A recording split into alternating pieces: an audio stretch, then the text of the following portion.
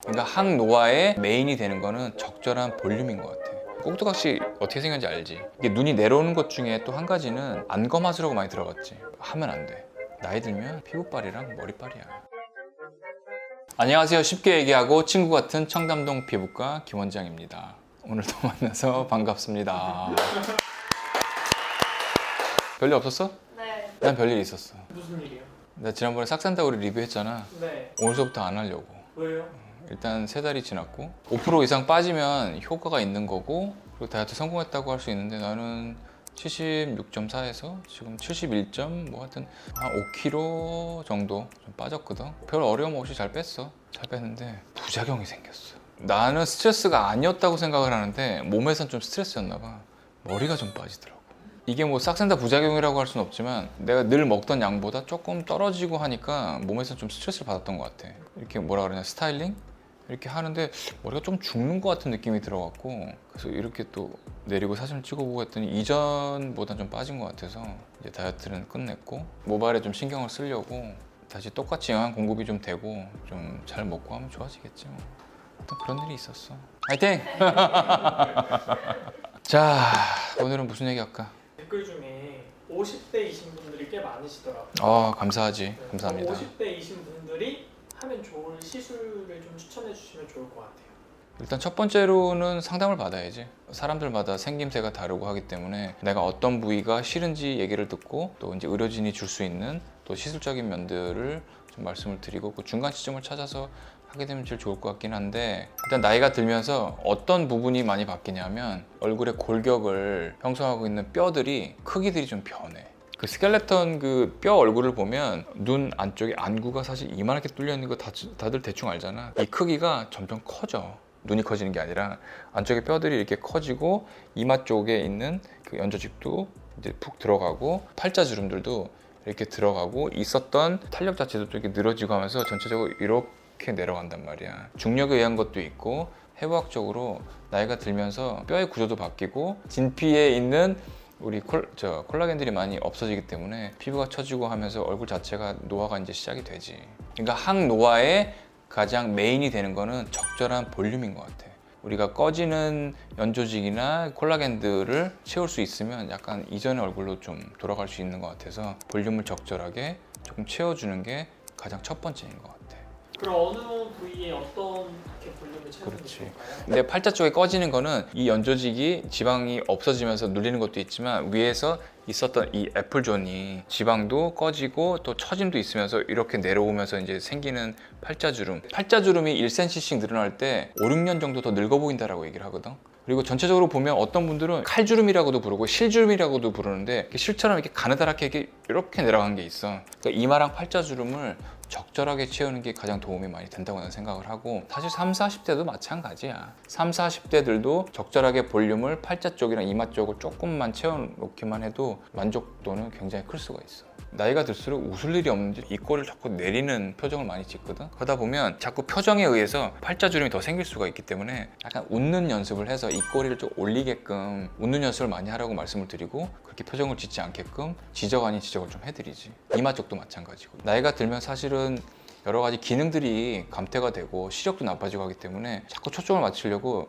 이렇게 찡그리게 된단 말이야. 계속해서 이렇게 인상을 쓰다 보면 그 부위가 훨씬 더 페임이 좀 확대돼 보일 수가 있기 때문에 일단은 안경을 맞추시라고 하는 경우도 있고, 초점을 맞출 때 본인이 늘 하고 있는 그 표정을 교정을 하라고 말씀을 많이 드리고 있어. 그래서 광대도 조금 이렇게 늘어나면서 좀 벌어지거든. 그럼 광대를 기점으로 그 아래가 이렇게 패이시는 분들이 많아. 특히나 그 50대 여자분들은 그 옆볼 꺼짐이 굉장히 많거든. 옆볼이 좀 채워지면 그것도 적절한 볼륨아이징이 될 수 있기 때문에 조금 더 동안의 모습이 좀 될 수가 있겠지.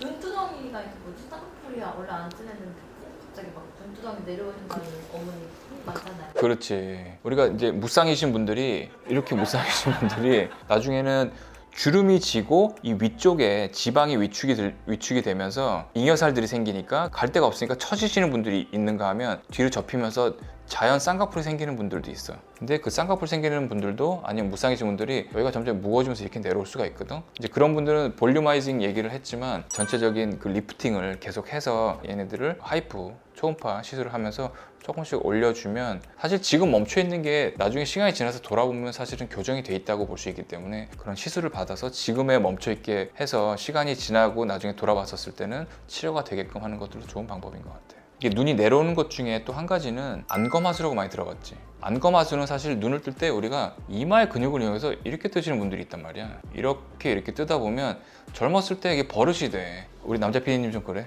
하면 안 돼. 눈을 뜰 때는 눈의 힘으로만 떠야지 이마 근육을 이용해서 자꾸 뜨게 되면 나이가 들면 근육의 어떤 기능이 조금 떨어질 수가 있잖아. 그러면 나중에 이마로 뜨는 힘이 좀 떨어지면 나중에 눈이 덮여 이렇게. 그래서 안검하수가 오거든. 진단할 수 있는 방법이 있어. 간단하게 눈을 감은 다음에 눈썹 위에 손을 이렇게 올려봐봐. 그리고서 눈을 딱 떠봐. 딱 뜰 때 이 끝에 새끼손가락 쪽에 어떠한 압력이 느껴지면 그때는 그건 교정을 해야 돼. 그렇게 버릇이 들면 나중에 나이 들어서 진짜 이렇게 처지고 내려오고 수술도 할 수 있어. 눈 땡겨요. 남자 PD는 나중에 저 쌍꺼풀 생길 것 같아. 저 옛날에 속상 한 건데요? 아, 한 거야? 안검하수는 진짜 나중에 기능적인 면에서 많이 떨어질 수 있기 때문에 이거 떨어지는 거에 첫 번째는 눈 뜨는 거를 많이 교정을 하고 두 번째는 눈 처짐을 방지하는 리프팅을 하면 어느 정도 효과가 있고 예방할 수가 있어. 이제 환자분들이 진짜 간과하고 있는 것들 중에 하나가 호두주름이야. 입을 딱 다물었을 때 얘가 정확하게 뚝 떨어지면 좋은데 본인의 그 습관 때문에 닫을 때 아래를 약간 이렇게 위로 올리는 경우가 있거든. 그러면 아래가 혹시 여기 호두주름 보여? 이쪽 부위도 좀 보면서 내가 가만히 있을 때 얘가 흔들리는지 아니면 얘가 이렇게 좀 전혀 무턱으로 올라가는지를 보면서 교정을 하든가 아니면 여기는 간단하게 보톡스만 맞아도 이렇게 잡고 있는 인대를 딱 놔주기 때문에 이쪽 끝에가 조금 더 원활하게 빠질 수 있고 그 전체적인 컨투어 자체가 윤곽 자체가 조금 더 좋아질 수가 있어. 40, 50대 분들 보면은 팔자 옆에 불독살이 마레오넬 라인, 네. 꼭두각시 라인이라고 그래서 요거 얘기하는 거지. 얘가 이렇게 꼭두각시 어떻게 생겼는지 알지? 봐갖고 이렇게 얘기하면 여기만 움직이게 되는, 그래서 이제 꼭두각시 라인이라고 얘기를 하는 거거든. 이것도 어떻게 보면 팔자주름이랑 연결이 돼서 나중에는 여기서부터 여기까지 이렇게 쭉 내려올 수가 있거든. 근데 마레오넬 라인이 진짜 힘든 게 전체적인 얼굴의 하중을 이쪽으로 견디는 거야. 그렇기 때문에 얘네들이 축 처지면서 이렇게 내려오면 이 모든 그 무게가 이쪽에 실리기 때문에 여기가 이렇게 내려오고 아래턱이랑 옆볼 사이에 경계가 지면서 근데 여기가 이렇게 내려오게 되는데 이쪽 부위는 사실은 생겼을 경우에는 치료가 상당히 힘들어. 이쪽 부위가 그렇게 처지고 늘어지는 걸 안다고 하면 사실 예방이 제일 중요해. 그래서 처지는 것들에 대한 편향력을 조금 올리거나 아니면 실 리프팅을, 나는 이제 떠있는 플로팅을 많이 쓴다고 했는데 짧은 실을 여기다 쭉 깔고 얘네들이 녹으면서 전체적으로 좀 펴지고 지방이 녹고 하는 것들을 많이 할 수 있고, 수술적으로는 그쪽 심부보를 수술을 하게 되면 그 무게를 좀 줄임으로써 생길 수 있는 주름이 좀 없어질 수도 있을 거예요. 피부 쪽은 없어요? 피부 쪽도 중요하지. 모공을 없애고 색소를 없애는 것도 중요한데 내가 늘 강조하는 거는 사실 멀리서 봤었을 때는 탄력부터 보이기 때문에 탄력이 다 처지고 나서 뭐 모공을 줄이고 뭐 색소를 없애는 건 나는 의미가 없다고 생각해. 그래서 볼륨아이징을 조금씩 하면서 탄력을 좀 증진시키는 게 난 제일 40, 50대, 50대들한테는 제일 중요한 것 같고, 나이 들면 피부빨이랑 머리빨이야. 머리에 관한 건 나중에 또 얘기를 하고, 그 시술적으로 가장 필요한 것들은 내가 볼 때는 탄력을 잡으면서 볼륨아이징을 하는 거라고 생각하기 때문에 일단 적절하게 필러나 아니면 채울 수 있는 그런 재질들을 이용해서 채워놓고, 그리고 늘어지는 것들은 적절하게 리프팅 장비나 아니면 실을 이용해서 하는 것들이 가장 중요한 그 팩터들인 것 같아. 일단 오늘은 50대들이 할 수 있는 시술에 대해서 전반적으로 얘기를 했지만 50대한테만 국한되어 있는 건 아니야. 왜냐면 어쨌거나 30, 40대도 50대가 될 거고 60대들도 노력을 하면 훨씬 더 좋아질 수 있는 거기 때문에 여기에 가장 숨어 있는 것들은 그냥 꾸준하게 본인을 위해서 노력하자는 거기 때문에 늘 얘기하는 게 내려와 있는 거를 올리는 것보다 내려올 거를 잡고 있는 게 훨씬 더, 그러니까 예방이 훨씬 좋다는 얘기이기 때문에 지금 예방할 수 있을 때 현지에서 머물게 하는 시술들이나 관리들을 많이 하는 것들이 중요한 것 같아. 오늘도 영상 봐주셔서 감사합니다. 안녕.